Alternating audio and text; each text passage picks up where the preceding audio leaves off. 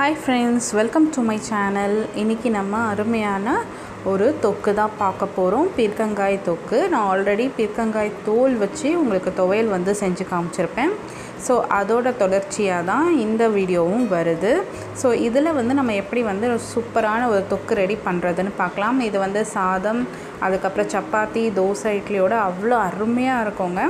So இது பார்க்குறதுக்கு முன்னாடி நம்ம சேனலில் வந்து கிவ்அவே போயிட்டுருக்கு. அதில் நீங்கள் இன்னும் பார்ட்டிசிபேட் பண்ணலைன்னா சீக்கிரம் பார்ட்டிசிபேட் பண்ணுங்கள். அதுக்கான க்ரைட்டீரியாவை கரெக்டாக ஃபாலோ பண்ணுங்கள். நீங்கள் ஃபர்ஸ்ட் வந்து சப்ஸ்கிரைப் பண்ணியிருக்கணும் என் சேனலை. அதுக்கப்புறம் நீங்கள் ஒவ்வொரு வீடியோலையும் வந்து லைக் அண்ட் ஷேர் பண்ணியிருக்கணும், கமெண்ட் பண்ணியிருக்கணும். இந்த க்ரைட்டீரியா மீட் பண்ணுறவங்களுக்கு மட்டும்தான் நம்ம வந்து கிஃப்ட் வந்து ஸ்பான்சர் பண்ணுவோம். ஸோ இப்போ வாங்க நம்ம வீடியோக்குள்ளே போகலாம். சேனலில் ஃபஸ்ட் டைம் பார்க்குறீங்கன்னா சப்ஸ்கிரைப் பட்டனை கிளிக் பண்ணிக்கோங்க. அப்படியே பக்கத்தில் இருக்கிற பெல் பட்டனையும் கிளிக் பண்ணிக்கோங்க. அப்போ தான் நான் போடுற உடனுக்குடன் நோட்டிஃபிகேஷன் வரும். பீர்க்கங்காய் தொக்கு பண்ணுறதுக்கு நான் வந்து பீர்க்கங்காயை வந்து மஞ்சள் உப்பு போட்டு இந்த மாதிரி கழுவி வைக்கணும். இது வந்து நான் ஃபஸ்ட்டு தோல் எடுக்கிறதுக்காக எடுத்த அதே வீடியோ தான் இது. தோல் எடுக்கிறதுக்கு முன்னாடி நான் பண்ண அதே ப்ரொசீஜர் தான் எப்போவுமே பண்ணணும். அதுக்கப்புறமா அதுக்கு தேவையான அளவுக்கு நம்ம ஒரு அரையிலேருந்து கொஞ்சம் கம்மி தான் நான் எடுத்திருக்கேன் பச்சைப்பருப்பு எடுத்து அது வந்து நல்லா கழுவி இது மாதிரி ஊற வச்சுருங்க. இதை ஊற வச்சுட்டு நம்ம வந்து பீர்க்கங்காய்க்கு வந்து தோல் நீக்கிடலாம். ஸோ ஆஸ் யூஷுவல் நான் தோல் நீக்கிறது எப்படின்னு நான் ஆல்ரெடி சொல்லியிருக்கேன். இந்த தோலை வந்து நீங்கள் வேஸ்ட்டும் பண்ணக்கூடாது. இதை நீங்கள் துவையல் அரைச்சி சாப்பிட்டிங்கன்னா ரொம்ப நல்லது உடம்புக்கு. பீர்க்கங்காயில் நான் ஆல்ரெடி உங்களுக்கு சொல்லியிருக்கேன், உங்களோட க்ரே ஹேரை வந்து நல்லா வந்து பிளாக்காக மாற்றுறதுக்கு ரொம்ப ஹெல்ப்ஃபுல்லாக இருக்கும். ஸோ வாரத்தில் 2 வாட்டியோ இல்லை ஒரு வாட்டியோ நீங்கள் கலைக்கும் போது வேஸ்ட் பண்ணாமல் யூஸ் பண்ணிக்கோங்க. இப்போ ஒரு குக்கர் எடுத்துக்கலாம். குக்கரில் வந்துட்டு நல்லா எண்ணெய் ஊற்றிக்கோங்க. எண்ணெய் வந்து நல்லா சூடானதுக்கப்புறமா 1 டேபிள் ஸ்பூன் அளவுக்கு கடுகு, 1/4 டேபிள் ஸ்பூன் உளுந்து, அதுக்கப்புறமா சீரகம் 1/2 டேபிள் ஸ்பூன், சோம்பு ஒரு 1/4 டேபிள் ஸ்பூன் போட்டுக்கோங்க. போட்டுட்டு அது நல்லா வந்து பொரியறதுக்காக வெயிட் பண்ணுவோம். கொஞ்சமாக ஒரு 1/4 சிட்டிகை அளவுக்கு நீங்கள் வெந்தயம் வந்து சேர்த்துக்கோங்க. ஏன்னா இப்போ வெயில் டைம், நீங்கள் கொஞ்சம் வெந்தயம் வந்து எல்லாத்துலேயுமே சேர்த்துக்கிட்டிங்கன்னா உங்களுக்கு உடம்பு நல்லா குளிர்ச்சியாகவும் இருக்கும். ஸோ இது ஒரு சின்ன டிப்பு தான். இது வந்து எப்போவுமே நீங்கள் சமையலில் கொஞ்சம் எந்த இது செஞ்சாலும் கொஞ்சமாக வெந்தயம் வந்து சிட்டிகை சேர்த்துக்கோங்க. அது கூட வந்து பெருங்காயத்தூள் வந்து நான் சேர்த்துருக்கேன். நீங்கள் பெருங்காய கட்டியாக இருந்தால் கூட நீங்கள் வந்து சேர்த்துக்கலாம், தப்பு கிடையாது. ஸோ இதை வந்து நல்லா வந்து வதக்கி விட்டுருங்க. வதங்கினதுக்கு பிறகு நம்ம இதில் ஒரு 5லேருந்து 6 பல் பூண்டு வந்து சேர்த்துக்கோங்க. பூண்டு சேர்த்துட்டு நல்லா ஒரு வாட்டி மிக்ஸ் பண்ணி விட்டுருங்க. உங்களுக்கு இதை வந்து நல்லா பொரிஞ்சு வரணும் பூண்டு. இதுக்கு வந்து நம்ம பச்சை மிளகா வந்து ஒரு 2லேருந்து 3 பச்சை மிளகா, அவங்க காரத்துக்கு ஏற்ற மாதிரி நீங்கள் என்ன மாதிரி பச்சை மிளகா வச்சுருக்கீங்களோ அதுக்கேற்ற மாதிரி நீங்கள் வந்து சேர்த்துக்கோங்க. ஏன்னா சில பச்சை மிளகா பார்த்தீங்கன்னா காரம் ரொம்ப கம்மியாக இருக்கும். ஸோ அதுக்கு நிறைய சேர்க்க வேண்டியது இருக்கும். ஸோ நான் எனக்கு வந்து இது வந்து கொஞ்சம் காரம் உள்ளது, அதனால நான் ஒரு 3 பச்சை மிளகா தான் சேர்த்துருக்கேன். ஏன்னா நமக்கு காய் வந்து பார்த்திங்க பீர்க்கங்காய் இத்தனை காய் நீங்கள் போட்டாலும் ரொம்ப சீக்கிரமாக சுருங்கிடும், கொஞ்சம் தான் கிடைக்கும். ஸோ ரொம்ப காரம் சேர்க்க முடியாது. அதனால நான் வந்து எனக்கு கொஞ்சமாக போதும். ஸோ 2லேருந்து 3 போதுன்ற மாதிரி கீரி சேர்த்துருக்கேன். ஸோ இதில் நல்லா வந்து வதக்கி விடுங்க. நல்லா வந்து எண்ணெயில் நல்லா வதங்கட்டும். ஸோ இதெல்லாம் வந்து வதங்கி வரட்டும். வதங்கி வந்ததுக்கப்புறமா நான் வந்து பெரிய வெங்காயம் வந்து இங்கே யூஸ் பண்ணுறேன். பெரிய வெங்காயம் ஒரு பெரிய சைஸில் வந்து எடுத்துக்கோங்க. நார்மல் நீல வாக்கில் வந்து கட் பண்ணி எடுத்துக்கோங்க போதும்.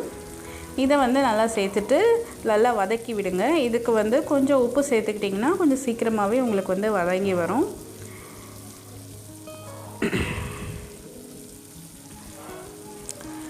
இப்போ நமக்கு வந்து வெங்காயம் நல்லா வதங்கி வந்ததுக்கப்புறமா இதோட வந்து கருவேப்பிலை வந்து ஒரு கொத்து சேர்த்துக்கோங்க. சேர்த்துட்டு நல்லா ஒரு வாட்டி மிக்ஸ் பண்ணி விடுங்க. வெங்காயம் வந்து நல்லா கண்ணாடி மாதிரி பிரியணும். அது வரைக்கும் நீங்கள் வந்து வதக்கி விட்டுக்கோங்க.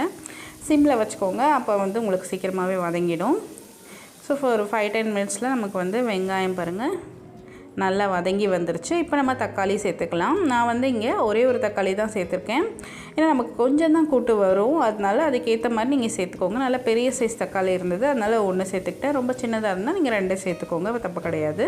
ஏன்னா நம்ம கொஞ்சம் மசாலாவும் சேர்க்க போகிறோம். ஸோ சில்லி பவுடர் கொஞ்சம் சேர்க்குறனால நான் கொஞ்சம் வந்து பெரிய தக்காளியாக வந்து யூஸ் பண்ணியிருக்கேன். தக்காளி வெங்காயம் நல்லா வந்து வதங்கி வரதுக்காக வெயிட் பண்ணுங்க. நல்லா மசிஞ்சு வதங்கி வரணும்.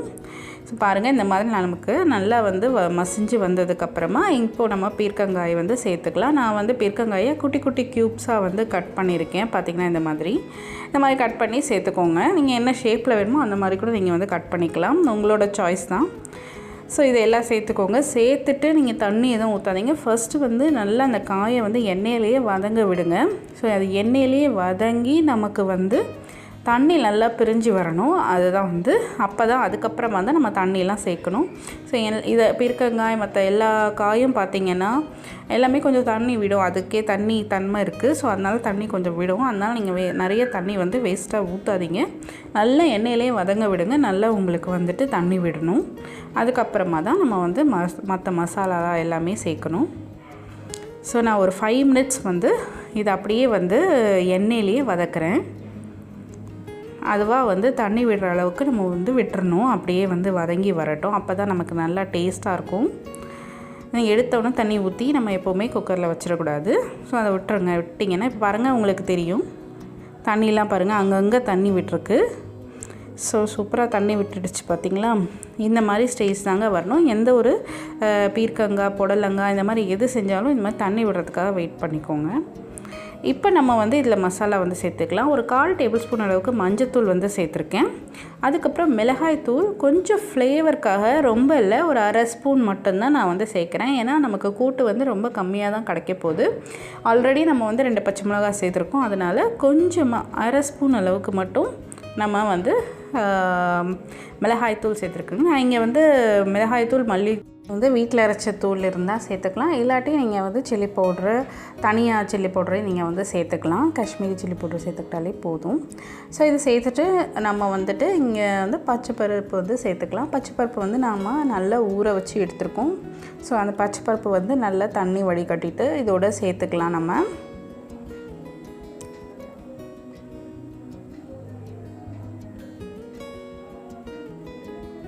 ஒரு 1/2 மணி நேரம் 1 மணி நேரம் முன்னாடியே நீங்கள் வந்து ஸ்டார்ட் பண்ணுறதுக்கு முன்னாடியே நீங்கள் வந்து இதை ஊற வச்சிட்டிங்கன்னா உங்களுக்கு நல்லா வந்து உபரியும் கிடைக்கும். உங்களுக்கு நல்லா சாஃப்டாக சீக்கிரமாக மசிஞ்சும் வரும். ஸோ அது ஒரு செகண்ட் டிப் தான். ஃபஸ்ட் எடுத்தோன்னே எதுவுமே ஸ்டார்ட் பண்ணுறதுக்கு முன்னாடி நீங்கள் பருப்பு சம்மந்தமாக ஏதாவது ஸ்டார்ட் பண்ணுறீங்கன்னா அதை வந்து முதல்ல ஊற வச்சுட்டு அதுக்கப்புறமா நெக்ஸ்ட்டு இதை வந்து கட் பண்ணுறது மற்றதெல்லாம் வந்து அதுக்கப்புறமா ஆரம்பிச்சிங்கன்னா கரெக்டாக இருக்கும். இப்போ எல்லாத்தையும் வந்து ஒரு வாட்டி நம்ம மிக்ஸ் பண்ணி விட்டுடலாம். ஒரு 2-3 நிமிஷம் வந்து நமக்கு வந்து அந்த எண்ணெயிலேயே வந்து இந்த காய் பருப்பு எல்லாமே நல்லா வந்து ஒரு வாட்டி ஃப்ரை ஆகி வரட்டும். வெந்து நல்லா ஒரு வாட்டி மிக்ஸ் பண்ணி விட்டுருங்க. மிக்ஸ் பண்ணிவிட்டு நம்ம வந்து இதில் வந்து தேவையான அளவுக்கு உப்பு வந்து இந்த டைமில் சேர்த்துக்கலாம். ஆல்ரெடி நம்ம வெங்காயம் வதக்கும் போது கொஞ்சமாக நீங்கள் சேர்த்துருந்தீங்கன்னா மறக்காமல் பார்த்து வந்து சேர்த்துக்கோங்க உப்பு.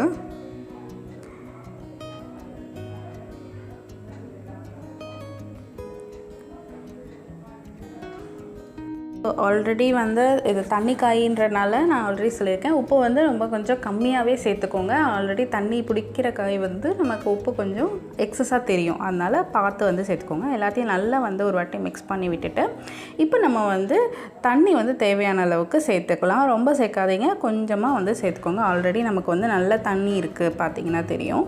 ஸோ கொஞ்சமாக மட்டும் தண்ணி சேர்த்துக்கோங்க. அதாவது கிரேவி உங்களுக்கு எவ்வளோவுக்கு வேணும் அப்படின்றது மட்டும் பார்த்துட்டு அதுக்கேற்ற மாதிரி நீங்கள் வந்து தண்ணி வந்து சேர்த்துக்கோங்க. சேர்த்துட்டு எல்லாத்தையும் ஒரு வாட்டி நல்லா வந்து அங்கங்கே இருக்கிறத மிக்ஸ் பண்ணி விட்டுருங்க. ஒரு வாட்டி மிக்ஸ் பண்ணி விட்டுட்டு இப்போ நம்ம வந்து இதை மூடி போட்டு நம்ம ஒரு 4 விசில் விட்டுடலாம். ஆக்சுவலாக இது வந்து நல்லா வெந்திருக்கிறதுனால ஒரு 3 விசிலே போதுமானது தான். 2-3 போதும். இருந்தாலும் 4 வைக்கும் போது நமக்கு நல்லா குழஞ்சி வரும். சாப்பிட்றதுக்கு கிரேவி கன்சிஸ்டன்சி மாதிரி நல்லாயிருக்கும். ஸோ ஒரு 4 விசிலுக்கு வந்து நம்ம வந்து இதை விட்டுடலாம். ஸோ ஒரு 4 விசிலுக்கு அப்புறம் பாருங்கள் நமக்கு எவ்வளோ அழகாக வந்திருக்கு வெந்துன்னு. சூப்பராக தண்ணியெலாம் வந்து நல்லா ட்ரை ஆகிடுச்சு. நமக்கு தேவையான அளவுக்கு மட்டுமே கரெக்டாக நமக்கு கிடச்சிருக்கு.